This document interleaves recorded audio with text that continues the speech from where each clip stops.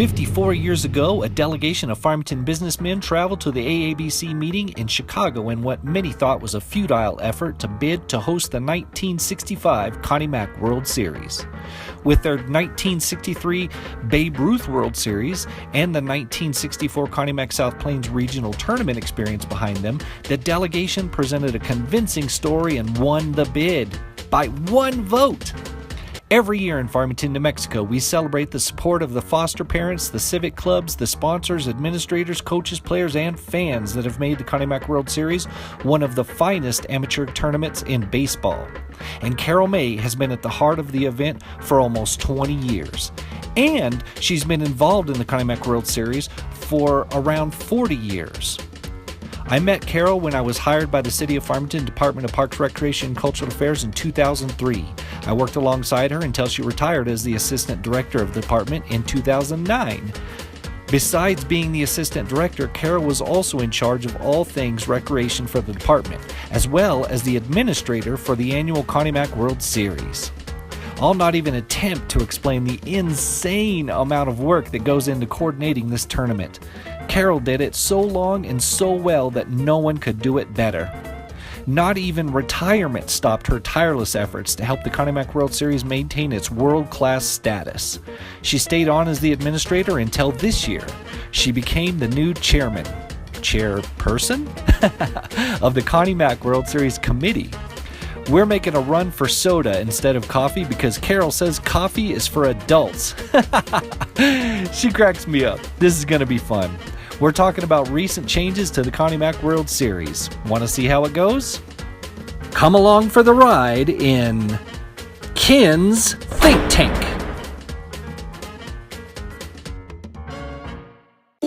Carol has known me for many years, and she's known the vehicles I've driven over the years. She had to remark on what a pretty truck I had. I explained that I got it at 505 Motorsports, and Blue Diamond Auto Spa is the reason why it's so nice and shiny. Whether you're looking for one or you already have one, 505 Motorsports and Blue Diamond Auto Spa will put you in a pretty car. Go check them out. We're driving by our new scoreboard. I know, that thing is huge. It is huge. That was brought to us by AABC and the Frackers program, the Collegiate Baseball League. That was such a nice addition to our tournament this year to have that big screen TV and have ads and have the kids' players, the faces up there. One of the things I think is hysterical is we have Chick-fil-A advertising on the foul poles. Get it? Foul? More foul. So you were the assistant director at PRCA. Yes, I was. And not the deputy director. No. We established that. No badge and gun for Carol. Nope. It could be dangerous. It could be. It could be dangerous. It could be. I might shoot myself in the foot if nothing else. Which I've done more than once. Have you really? In a not literal sense. Okay. I think we all have. In all those years you were at Parks and Rec, what was the craziest thing that ever happened? I don't know if I should tell you the craziest thing that ever happened. It was catching a scorekeeper in a press box after a ball game, getting it on with one of the players. Right. Because they're young, right? They are teenage kids. And sometimes you just can't help it, I guess. Sometimes hormones take over, and there you are. Another crazy thing, I used to be in charge of the museum, and we had a thing called the Shadow Room, which it had kind of film emulsion paper on the walls. Okay. And then a strobe light would flash. And so kids would make crazy shadows, and it would freeze their shadow on the emulsion paper for, good 3, 4, 5 seconds, however long. And one time I was at the museum, and the lady that worked there for us, part-time, comes running in and says, "Carol, we have a problem." And I said, "Oh, what's that?" She goes, "There are 2 adults in the shadow room." We had a rule that you had to take your shoes off. Kids had to take their shoes off so they wouldn't scuff that emulsion paper and rip it. And so she says, "We have 2 adults in there, and they're making shadows with body parts We had various appendages making shadows on the wall. Nice. She didn't know what to tell him other than, you need to take your shoes off. So that was kind of crazy. Because of where you were there, you ended up involved in Connie Mack in a pretty the Connie Mack World Series. Yes. In a pretty significant way. Yes, I was. In fact, all throughout my career in the department, I had some degree of involvement with the World Series, but starting in 1999, I became what we call the World Series administrator, so I was responsible for all the clerical, all the paperwork, rosters, name tags, sending out program ad invoices, game sponsors, and all that kind of stuff. Really anything behind the scenes that put the tournament together. Yeah.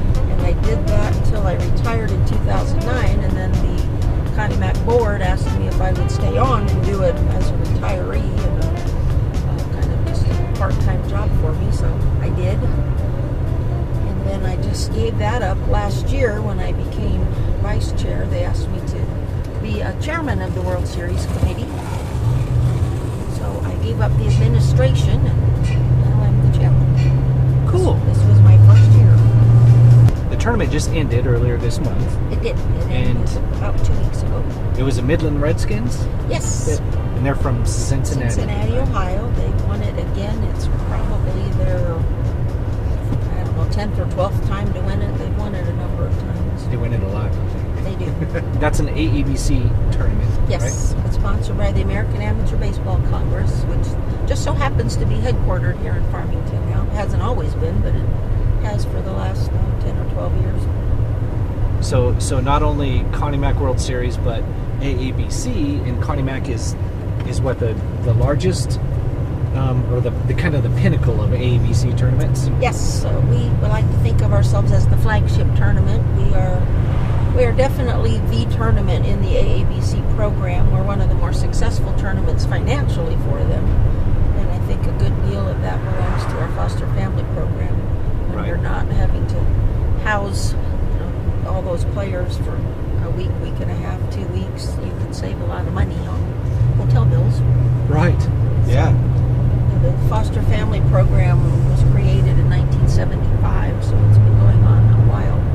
And we're lucky that families in Farmington are willing to open up their homes and take in 2, 3.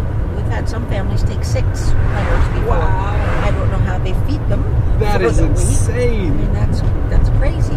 Because there's a lot that goes into that. I mean, first, finding them a place to rest, get good rest, and then feeding them and doing their laundry. Yes. All of their clothes and their uniforms and everything else on a constant, because they're playing on a constant basis. And taking them to practice, taking them to their games, having a vehicle large enough to, if you had 6 players at your house, not everyone has a vehicle that can transport those 6 plus whatever else might be in your own family.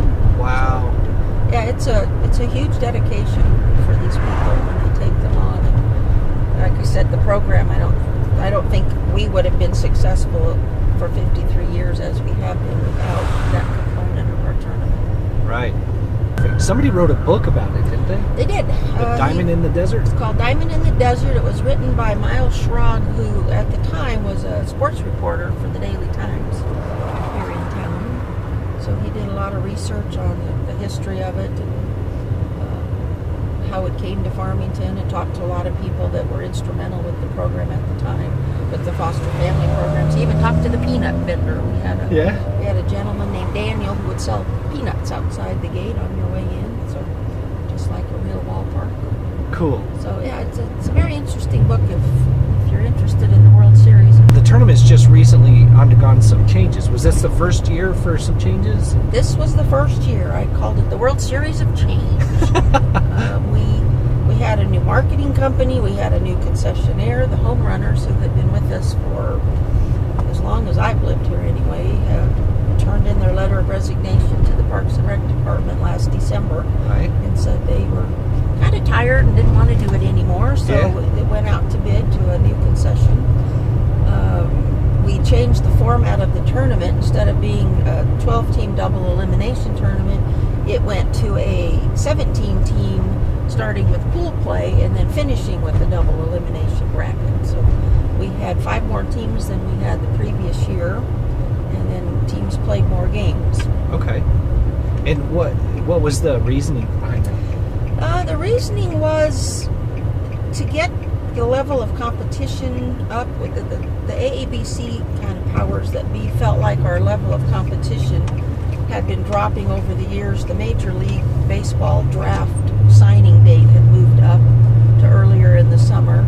A lot of college coaches, when they get kids committed to them, don't want kids playing Connie Mack ball or playing summer ball. They want them to get on campus and start getting into their conditioning program and part of whatever they're going to be doing in college for the next few years. So a lot of the top talent, the 18-year-olds and some of the older kids, we weren't seeing anymore because they were off committed to doing something else. So they thought, well, if we can expand the tournament, maybe we can bring back the level of competition a little, and it would also increase registrations in parts of the country where maybe they had dropped over the years. So I think one of the neatest things that did that was having the automatic berths with the East Cobb Yankees, the Midland Redskins, and the Southern California Renegades. They were automatically in the World Series. They didn't have to play in a qualifying tournament or a state or regional tournament. They knew since November they were coming here. Right. So, for example, taking the East Cobb Yankees out of a regional tournament in that area, we got a team from Nashville, Tennessee, which we hadn't ever had. The Florida Legends came back, which we had had them before, but it had been a number of years. So this year we got a team from Grand Rapids, Michigan, which we had never seen before. So it was kind of fun to get some new teams that we hadn't seen and some new talent. Well, that's cool. So taking the statistically strongest team from some of those areas that are typically here anyway, allowed other teams to finally make it here. Right. And we had a team, the Danville Hoots are from the San Francisco area in California, without having to play the Renegades in a regional tournament. The Hoots got to come, and they ended up finishing second. So, wow. So they had a real good team and a real good program, but sometimes you just can't make it out of a regional tournament past someone, but yet you can have a pretty good showing in our tournament once you get here. So there were multiple fields this year as well. Yes. Was that part of the pool play thing? Yes, that was in order to get 24 games in 2 days, we figured out we had to use more than just Ricketts Park. Or else maybe play around the clock. I wouldn't mind a 3 a.m. game. Right. I think the field crews would have been. They probably would, So anyway, so we played at the sports complex on field 1. We played at Worley Field, and then we played at Ricketts. So every team, because they were in pools of 4. You had 3 other teams in your pool that you played. So you had 3 games that you played. Everybody got to play at every venue. You had 1 game at Ricketts, 1 game at Worley, and 1 game at the complex. Okay. So it was kind of fair for everyone. Right. A lot of people thought Worley was not going to be real exciting with the short fence and a lot of home runs. But from the people that were there watching, I heard a lot of the home runs that happened at Worley would have happened at Ricketts. So anyway. Wow. So they would have just been true home run shots. So I don't think it really hampered play in any way, and not all of these teams have got to play on a field that's 400 feet like Ricketts is. They'll play their summer league on a much smaller field, so it wasn't too different for them. Right. But it did make it a little, logistically, it was like, okay, now we need 3 ticket booths, and we need 3 concession stands, and 3 parking lots. So that was something to deal with, which we'd never had to before. The process for this tournament has been so established for so many years that you don't think about things. Right. And you go, oh, phooey, we have to have a ticket booth. We have to have a point of entry. We have to things that we hadn't thought about in terms of processes. We actually had to stop and think about this year for the first time in a long time. And it was fun. Did it offer up more revenue opportunity for the World Series? It did. I haven't received the financial report yet for this year. We'll get that in October when we have our annual meeting. The one thing it did truly, and I've heard from a lot of people that appreciated it, our reserve seating has been sold out for probably at least 20 years, Yeah. if not more. And so the pool play gave people who don't have reserved tickets at Ricketts Park an opportunity to see some good Connie Mack games Right. at any of the three venues without having to have the reserved seat tickets that, Right. that everyone else had. So it opened up the experience to people that didn't have reserved tickets and can't get them. Another new rule this year was we did a pitch count. Oh. That was kind of inspired by Major League Baseball. No pitcher could throw more than 105 pitches in one day. Okay. So that's an effort to protect these, what might be $1 million arm, Yeah. to throw it out, throwing too hard, too many. So are there more changes to come? Are we kind of We're evaluating? reevaluating. One thing we are looking at is the timing. We heard that some people weren't happy about having the finals on Sunday, either for religious purposes or some people just Right. think of Sunday as a family day. They don't want to go to ball games. So we are looking at maybe moving the schedule up a day in the week so that we can finish on Saturday instead of Sunday. Because typically it was a Friday, right? Yeah, in the old days when it was just before pool play, we'd always finish on a Friday night, which was kind of nice. It was Friday night, and then you had the whole weekend to recover after the ordeal. But this year we had a 1 o'clock start on Sunday for the finals, and then we didn't play the if game. The Midland Redskins were tough and went through undefeated, so we were finished by 3, which was kind of nice for people to get home and get their laundry done and get ready for the work week to start again on Monday and not be at the ballpark too late on a Sunday night. That was actually the reason we went with the 1 o'clock start. Typically, if it's going to rain here this time of year, it will rain in that 5 to 8-ish time period. In fact, it did rain at my house that night, and I sat there smiling going, that's why we went at 1 o'clock. That's what we always say around here when we hit our monsoon season. It starts raining and everybody's going, oh, must be time for Connie Mack. Yes. And what's funny is I'll talk to out-of-towners. They think we get this much rain all the time. Right. And I tell them, no, we get no rain all year long. This is all of our rain now. We get 8 inches in a year, and we get 6 of it in this week. Yeah. There have been some pretty famous ball players that have come through here for Connie Mack. There have. Starting way back with Dave Parker. He was a Pittsburgh Pirate way back in the 70s. He played here in the late 60s. Barry Larkin Jr., Ken Griffey Jr.,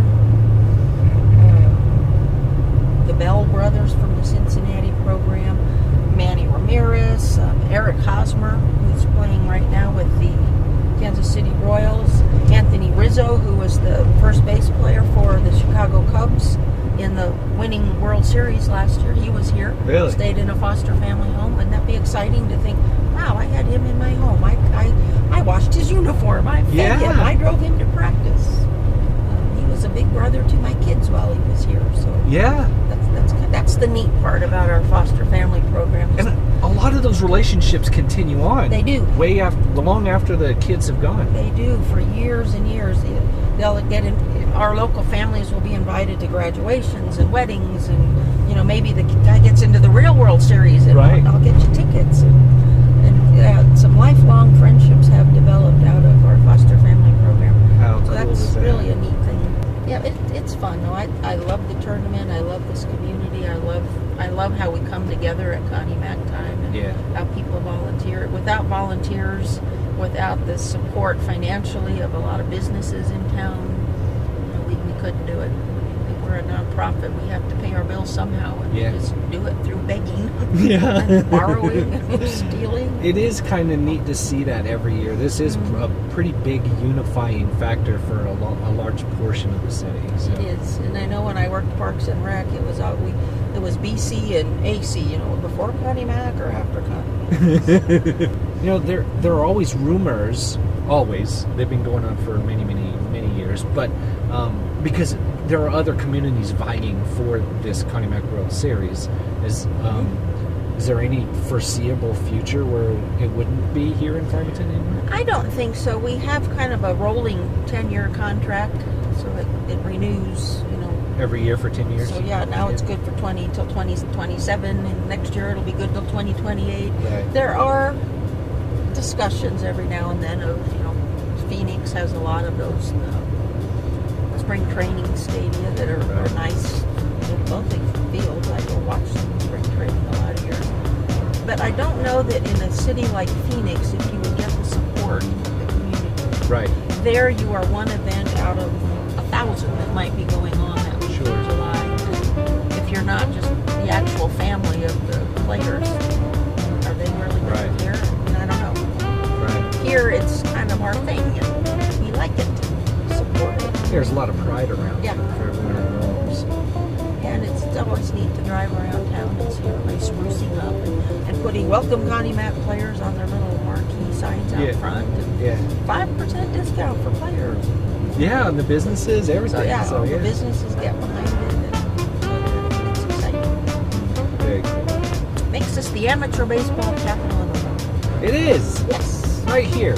Farmington, New Mexico. Right here in little Farmington, New Mexico. So very cool. So I don't see it going anywhere anytime soon. Okay. You hear that? It's staying here, people. That's right. Well, shoot, this was fun. This was fun. Awesome. Well, thanks for doing this. You're welcome. Thanks for the Coke. I look forward to next year's next year is 54? Yes. 54 years. 54. This was the 53rd year. Yes, it was. We have something big for 55 tonight? If we do, we haven't planned it yet. We're still reeling from 53. Yeah.